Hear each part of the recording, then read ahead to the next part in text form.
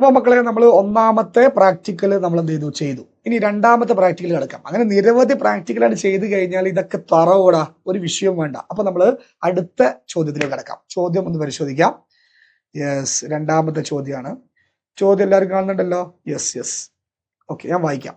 Create an image in Inkscape software as shown in the model. താഴെ തന്നിരിക്കുന്നത് പോലെ ഒരു ഇമേജ് ക്രിയേറ്റ് ചെയ്യാം. ഇത് വളരെ സിമ്പിൾ ആണ്, കണ്ടാൽ തന്നെ അറിയാം. Create A frame. ആദ്യം ഒരു ഫ്രെയിം ക്രിയേറ്റ് ചെയ്യാം. Include the image scenery.png given in the image 10 folder in the home. ഇതിൽ സെൻട്രൽ കണ്ട ഒരു ചിത്രം, ആ ചിത്രത്തിന്റെ പേരാണ് scenery.png. അത് എവിടെ ഉണ്ട്? ഇമേജ് 10 എന്ന് പറയുന്ന ഫോൾഡറിലുണ്ട്. ഹോമിലെ ഇമേജ് 10 ഫോൾഡറിലുണ്ട്. അത് നിന്റെ സെൻറ്ററിലേക്ക് കൊണ്ടുവന്ന് വെക്കും വേണം. രണ്ടാമത്തെ പണിയായി. ഒന്നാമത്തെ ഗ്രൂപ്പ് ദ എൻ്റർ ഇമേജ്. ഈ കാണുന്ന ഇമേജ് മൊത്തം എന്ത് ചെയ്യണം? ഗ്രൂപ്പ് ആക്കണം. എന്നിട്ട് എന്ത് ചെയ്യണം? Save the image as SVG file in the exam10 folder in the home with your register number, question number as shown the file name. അതായത് SVG ഫയലായിട്ട് ഹോമിലെ exam10 ഫോൾഡറിൽ നിങ്ങൾ രജിസ്റ്റർ നമ്പറും നിങ്ങളുടെ ക്വസ്റ്റ്യൻ നമ്പറും കൊടുത്തിട്ട് എന്ത് ചെയ്യുക? സേവ് ചെയ്യണം എന്നാണ് പറഞ്ഞത്. അപ്പൊ നമുക്ക് പരിപാടിയിലേക്ക് കിടക്കാം. റെഡി അല്ലേ? Yes, okay. അപ്പോൾ ആദ്യം ആപ്ലിക്കേഷനിൽ പോയിട്ട് നമ്മൾ എന്തെടുക്കാം? ഗ്രാഫിക്സിൽ പോയി Inkscape vector graphics editor open ചെയ്തു. യെസ്, ക്വസ്റ്റ്യൻ അവിടെ കണ്ടോട്ടെ. എന്നിട്ട് നമുക്കറിയാം ഇതിന്റെ ഈ ഒരു ബോർഡർ ഒഴിവാക്കുന്ന രീതി നമുക്ക് എല്ലാവർക്കും അറിയാം. ഫയലിൽ പോയിട്ട് ഡോക്യുമെന്റ് പ്രോപ്പർട്ടീസ് എടുത്തിട്ട് ഷോ പേജ് ബോർഡർ എന്നൊരു ഓപ്ഷൻ ക്ലിക്ക് ചെയ്ത് കഴിഞ്ഞാൽ നിങ്ങൾക്ക് എന്ത് ചെയ്യാൻ പറ്റും? ആ പേജ് ബോർഡറിന്റെ ആ ടിക്ക് മാർക്ക് എന്ത് ചെയ്യുക? ഒഴിവാക്കി കഴിഞ്ഞാൽ ആ പേജ് ബോർഡർ എന്ത് ചെയ്യും? പോകും അല്ലേ? ഓക്കെ. ഇപ്പൊ നമുക്ക് ബ്ലാങ്ക് ആയിട്ടുള്ള ഒരു ക്യാൻവാസ് ആണ് വന്നിട്ടുള്ളത്.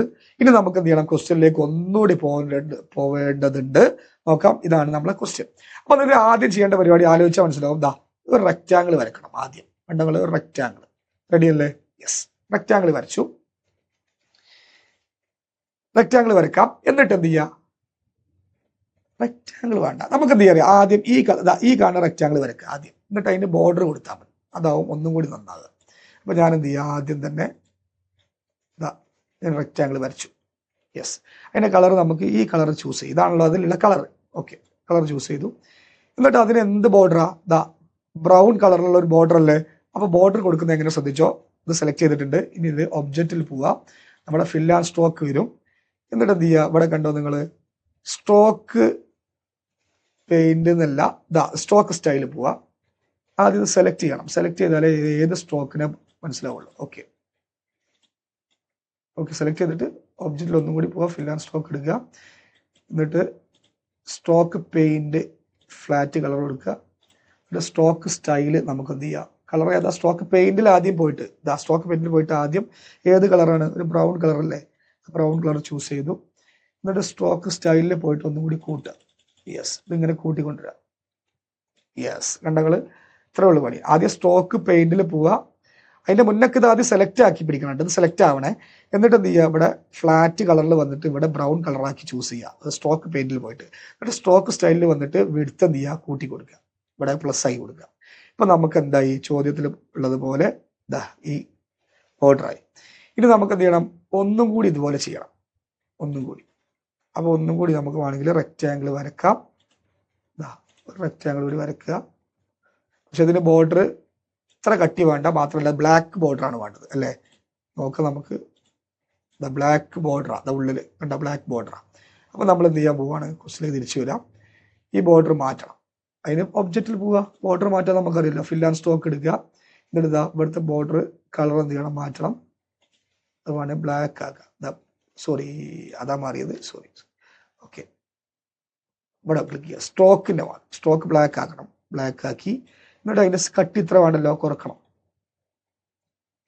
ചെറിയ കട്ടി മതി. ഓക്കെ, അപ്പൊ അത് സെറ്റായി. Yes, ready. ഇപ്പൊ നമ്മൾ എന്തൊക്കെ ചെയ്തു? ഈ കാണുന്ന ബ്രൗൺ കളർ സെറ്റാക്കി. അതേപോലെ ഇതിൻ്റെ ഉള്ളത്തെ ഈ ഒരു ബ്ലാക്ക് കളർ സെറ്റാക്കി. ഇത് റെക്റ്റാങ്കിൾ ആണ്, ഇത് മറ്റൊരു റെക്റ്റാങ്കിൾ ആണ്. ഈ റെക്റ്റാങ്കിളിന്റെ ബോർഡർ ആണ് ഈ ഫസ്റ്റ് വരച്ച റെക്റ്റാങ്കിൾ ഉണ്ടല്ലോ, ഇതിന്റെ ബോർഡർ ആണ് ഈ ബ്രൗണ്. പിന്നെ ഉള്ളിലുള്ള റെക്റ്റാങ്കിളിന്റെ ബോർഡർ ആണ് ഈ ബ്ലാക്ക് കേട്ടോ. ഓക്കെ, ഇനി നമുക്ക് എന്ത് ചെയ്യണം? ഇതിലേക്ക് സീനറി എന്ന് പറഞ്ഞ ഇമേജ് കൊണ്ടുവരണം അല്ലെ? സീനറി. അപ്പൊ നമുക്ക് സീനറിക്ക് പോവാം. ഫയലിൽ പോവുക. എന്നിട്ട് ഓപ്പൺ അല്ല അടിക്കേണ്ടത്, ഇമ്പോർട്ട് ആണ് അടിക്കേണ്ടത് കേട്ടോ. ഇമ്പോർട്ടിലൂടെയാണ് നമ്മളൊരു ചിത്രത്തെ ഇതിൻ്റെ ഉള്ളിൽ കൊണ്ടുവരിക. ഇമ്പോർട്ടിൽ പോയിട്ട് എവിടെ ഉള്ളതെന്ന് പറഞ്ഞത് ഇമേജ് 10 എന്ന ഫോൾഡറിലാണ് കേട്ടോ.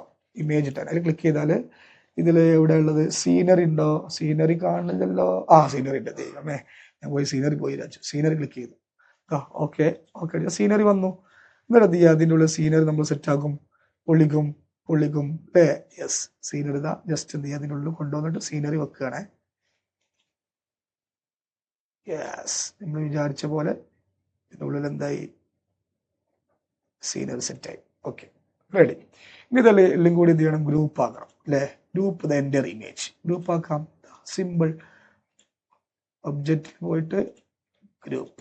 ഓക്കെ, ഗ്രൂപ്പ് ആക്കി. ഇനി ഒന്ന് വേണം ചെറുതാക്കാം, അപ്പം നമുക്ക് അതിനനുസരിച്ച് ചെറുതായി വരും. യെസ്, കണ്ടോ, ഇതുപോലെ ആയി.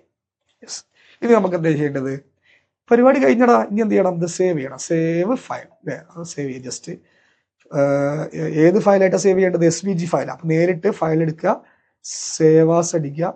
എന്നിട്ട് എവിടെയാണ് സേവ് ചെയ്യേണ്ടത്,